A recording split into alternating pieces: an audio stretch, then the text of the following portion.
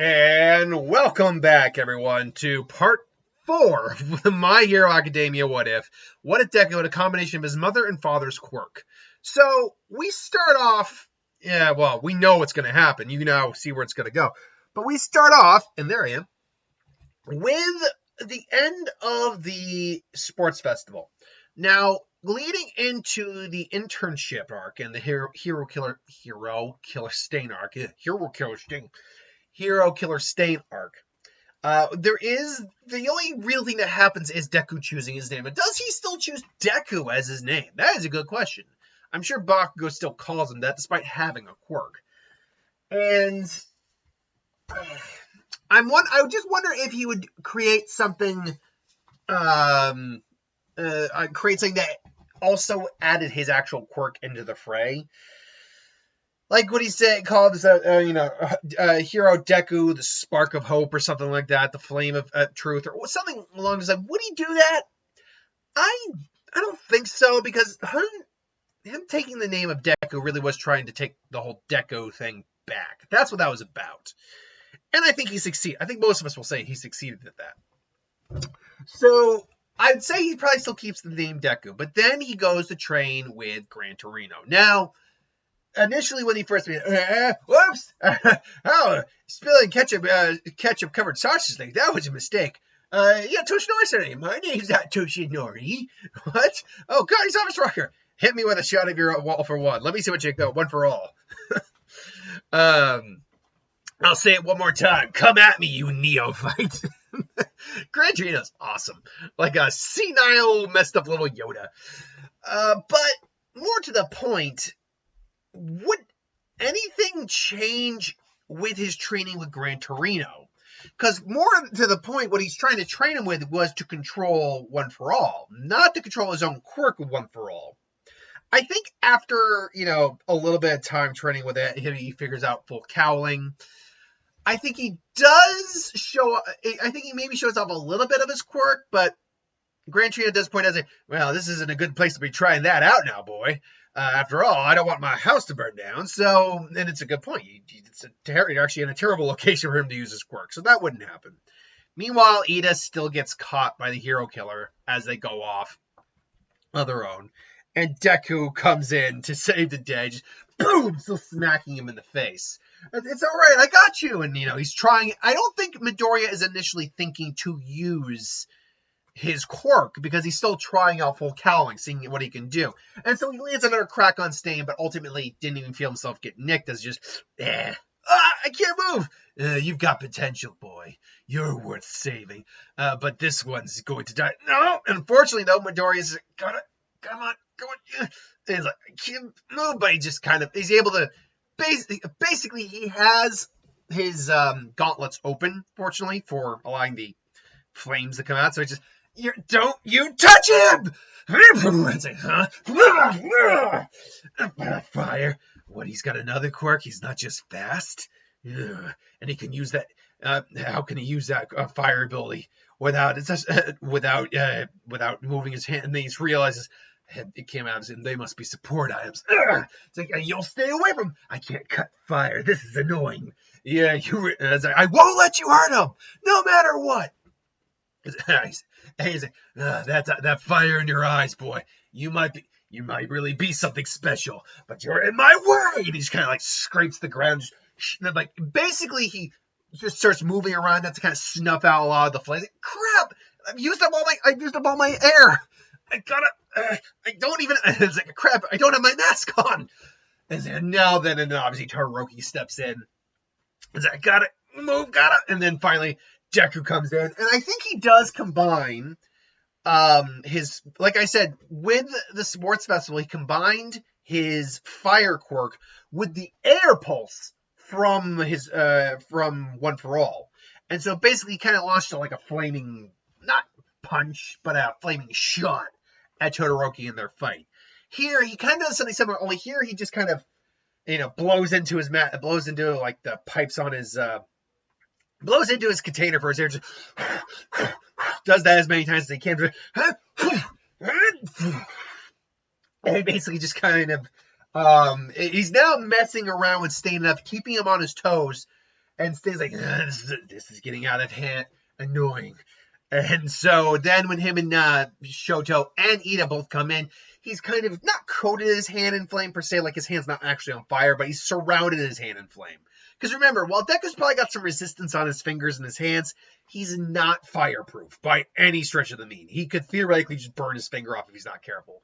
But he's the fire's kind of there, and he's got enough resistance between his gear and his actual natural resistance that he can kind of do that. So just slams right into Stain's face, which now actually that's a good question. I can't remember where exactly did they those two land their shots. Where was it? It was Ida and Midoriya ultimately landed their shots.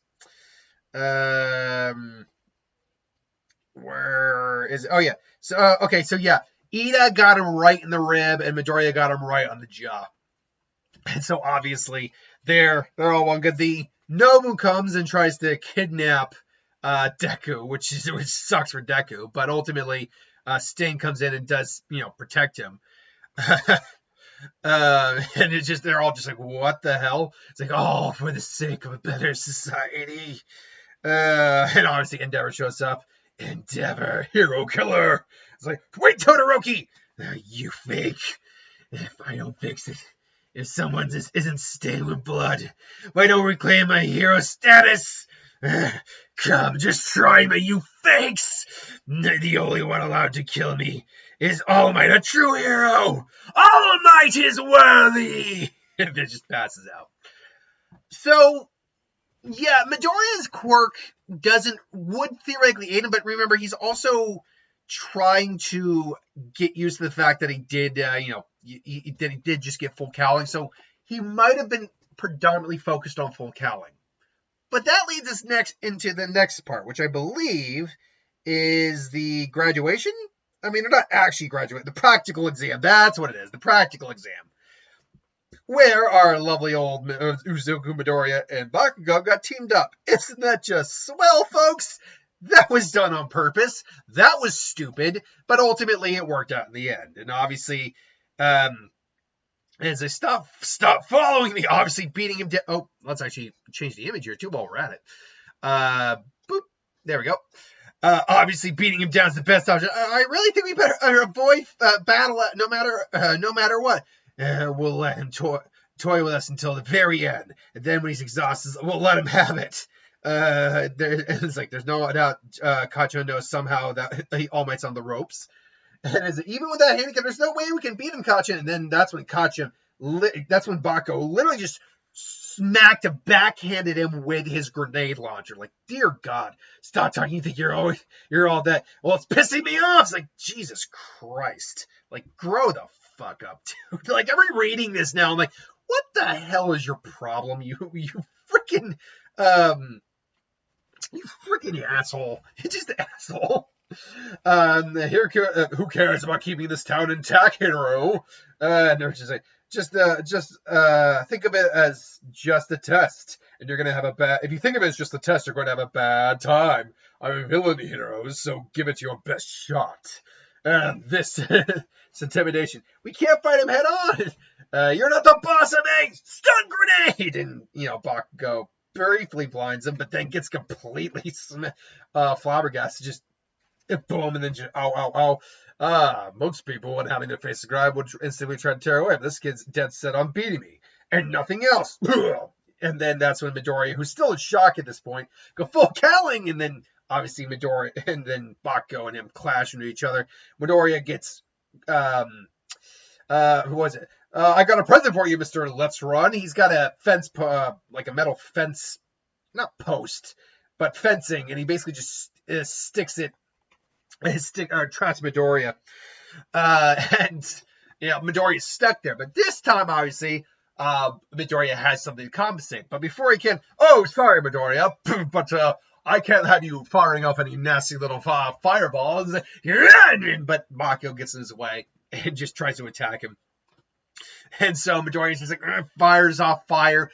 Basically creates like flamey animals, a snake, whatever, bird, just attacking all these flames are quite impressive, young Midoriya, but they're not, they won't be enough, and just boom! And Midoriya just, Just firing flames up. All Might's going, oh, diversion attack, raising smoke and hitting me. Well, that's well, that's all right. Unfortunately, Bakugo still gets in the way, and uh, still being a complete jackass. If you're saying I gotta rely on his something, I'd rather lose. That's so, as long as you have no regrets. And obviously Midoriya punches him in the face. Now, at that point, then, them trying to work together is a must. We know that. They basically they're forced in the fray, and obviously Midoriya uses the grenade, hits All Might, and then adds his own fire on top of that. Just boom! Well, I must admit, that's impressive. We got to get out of here. That's not going to put him down for long. It's like, you're right indeed. Let's see what you got now. It's like, breaks his other grenade. All Might's in the air. We know Midoriya gets hit.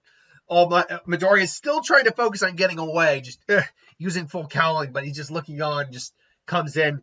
And basically, he tries more or less to launch himself with, I think words here, with his, what came, oh yeah, I remember exactly what came next. Now, sorry, I had to read up. I was like, wait, which arc came after this? I'm like, oh yeah, this one, the school training arc. Yeah, definitely. So anyway, yeah, Deku not just launched himself with full cali, but launched himself with those fire, and then just like he did against Stain, just it's like, what kind of hero would I be? And just it's like, fire on his fist.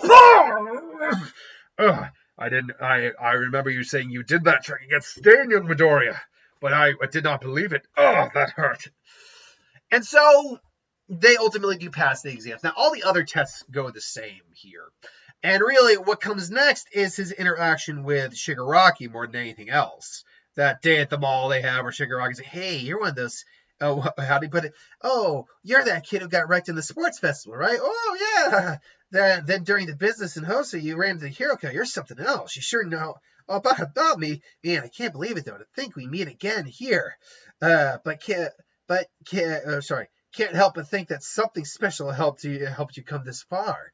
Something like fate or destiny, maybe. Well, I guess for you, we last met at the UA attack.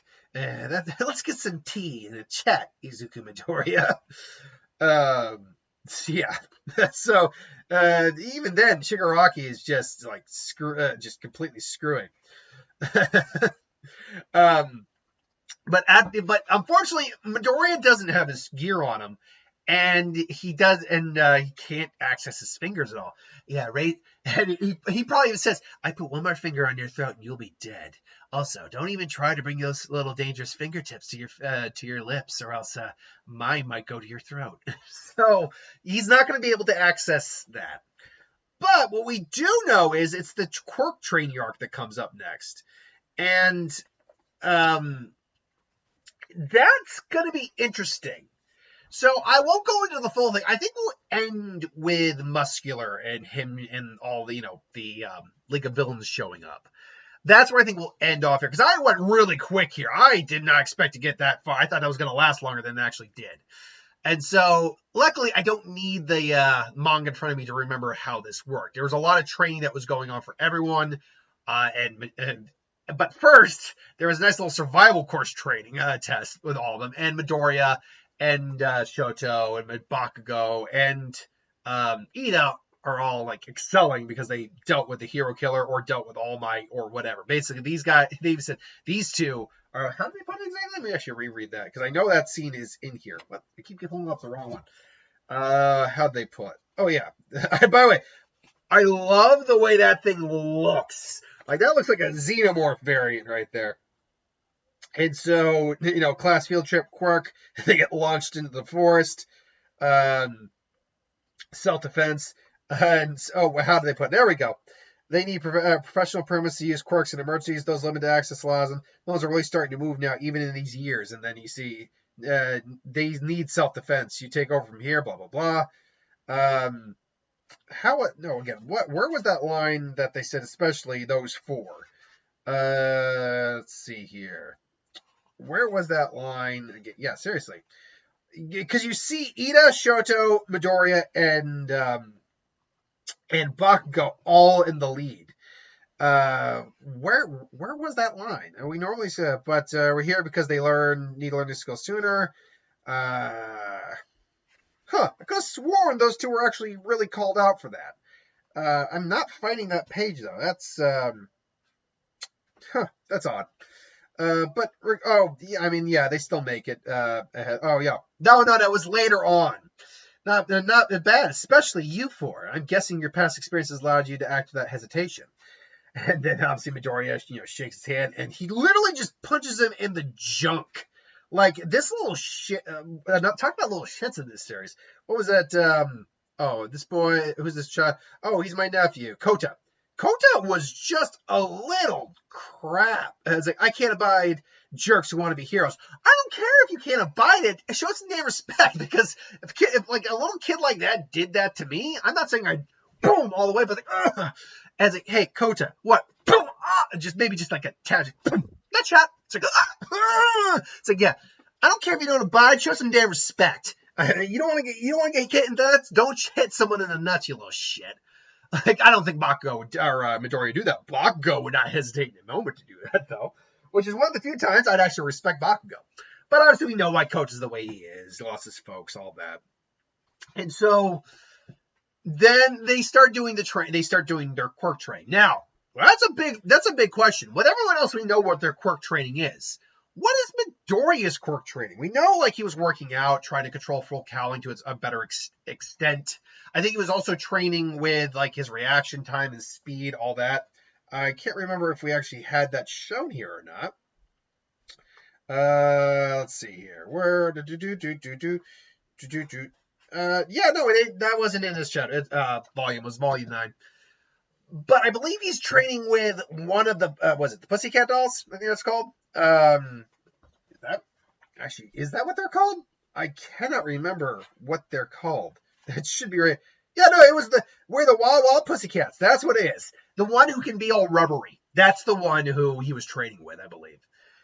But beyond that, he would clearly also be training with his fire quirk, too. And as I said pre-Sports Festival, one of the things Midoriya would have to do is focus on breathing exercises. Just how far he can, blow air and feel like, do that test. Do a test for that, too. See how far you can actually feel your breath from a distance. Like, that's no problem.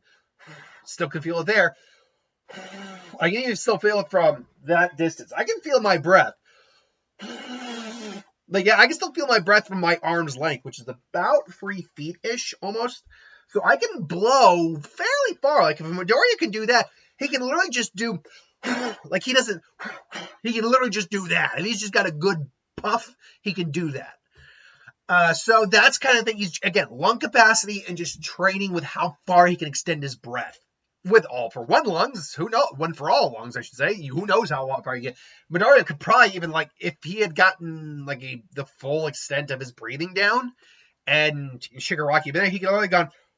Of course, see, that's trickier, isn't it? Because going forward is fine.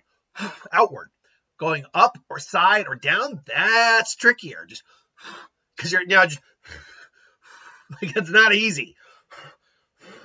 I think the easiest one would be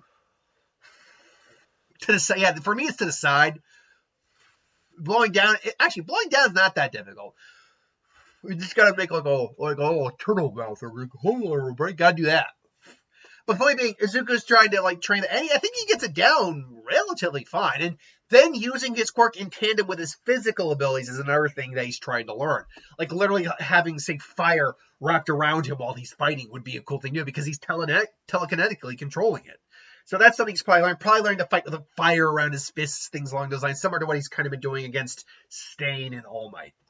But ultimately, this would all culminate in the villains finding them and attacking them. And that's where we're going to leave for part 5, which will lead into him fighting Muscular, obviously, Bakugo getting kidnapped, All Might's fight with One for All. All for One. God, it gets so tricky to do that back and forth.